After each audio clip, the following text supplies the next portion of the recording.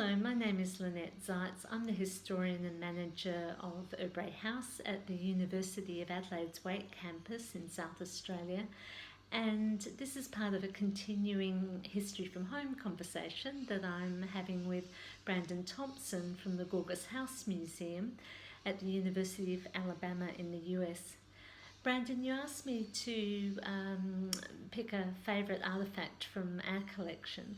I'm actually going to pick something not from the Waite family possessions, but a more recent acquisition. It's a beautiful late 19th century tapestry depicting Mary, Queen of Scots, at the side of the dying Douglas at the Battle of Langside.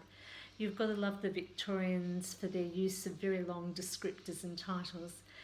This tapestry was donated to us by Susan Dutch, and it was made by her ancestor Harriet Steele in the late 1870s, early 1880s.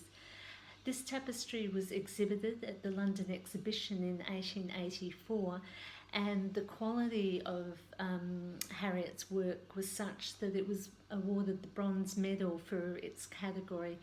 We were very fortunate that Susan gifted us not only the tapestry but the accompanying bronze medal and certificate of achievement that was given to Harriet.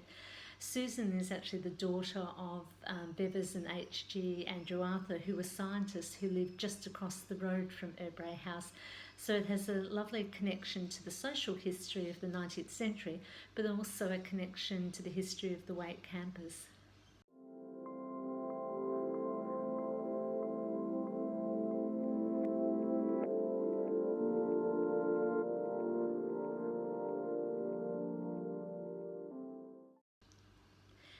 You asked whether we have events at Urrbrae House, and we certainly do. The events we hold tend to fall into two categories. The first are events that support the School of Agriculture, Food and Wine on the campus. Apart from being a museum, part of our remit is to provide support to education and research in agricultural science and related disciplines. And we might do that through having the South Australian Rural Women's Awards in the building.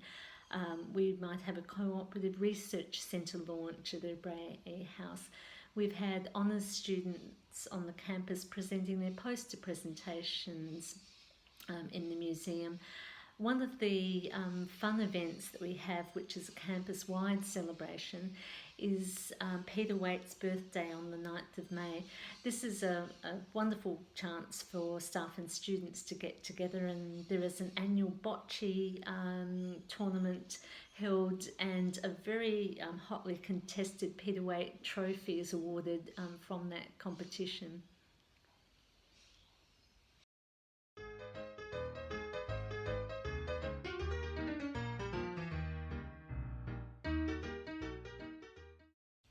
The other type of events we have in Urrbrae House are what I would call our community engagement events.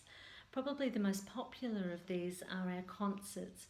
We're very lucky to have the support of Vivante Music and the Friends of Urrbrae House, and they offer a twilight concert series of classical music. In fact, I'm going to include just a small excerpt of two of the musicians from Vivante Music playing in the ballroom of Urrbrae House, so you get a feel for the sort of concerts that we have.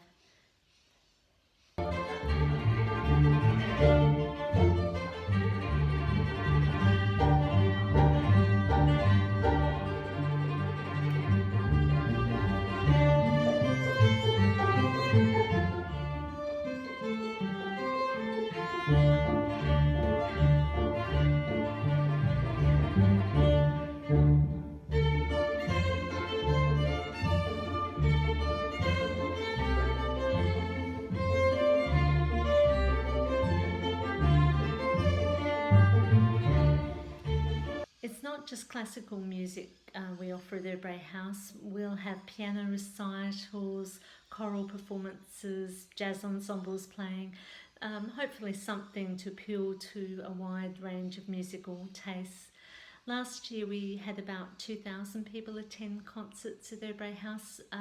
Most of the concerts are held in our ballroom, which is a beautiful space that can seat up to 100 people.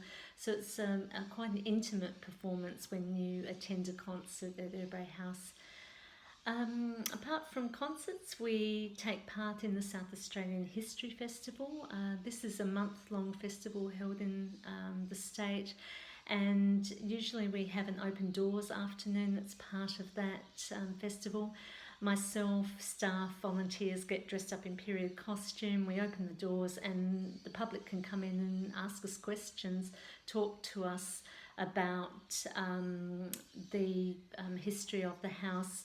We had 300 people come through the doors last year in 3 hours. So you can imagine we did a lot of talking in a very short space of time.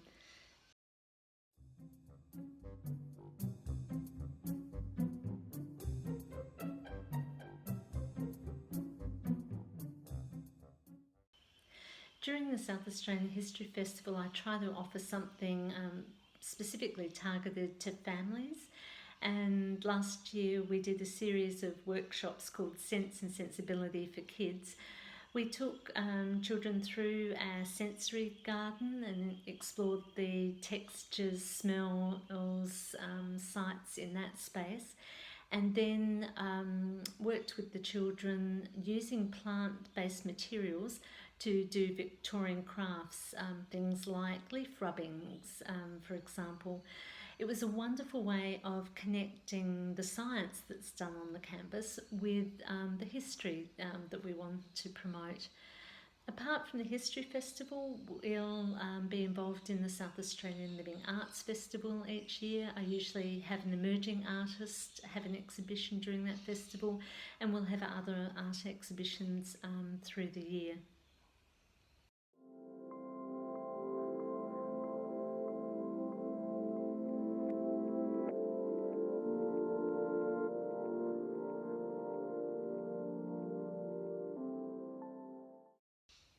I find events are a wonderful way of bringing in new audiences into the museum.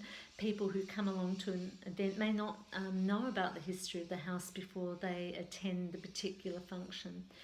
But events do have their challenges, especially I think in a historic house museum where you've got irreplaceable furniture and fittings. Sometimes when people are very involved in their event, they are perhaps not aware of their surroundings as much as we would hope they'd be. We've had things like wine glasses put down inside our 1890s Steinway piano.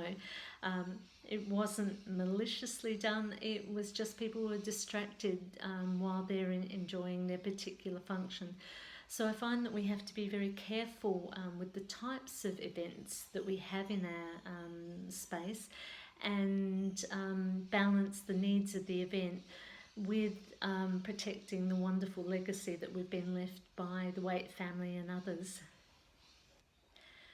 Urrbrae House is only 3 part-time staff, myself included, so were it not for volunteers, we wouldn't be able to offer the range of events that we do in the museum. Volunteers will come in and they'll help with anything from a teddy bear's picnic to a heritage tour of the campus. So I was wondering, does the Gorgas House Museum have volunteers? And if so, what roles do they undertake in the museum? Also, perhaps next time I can tell you a little bit about our schools program, which is one of the highlights of my job and is very much dependent on the involvement of a very dedicated group of volunteers.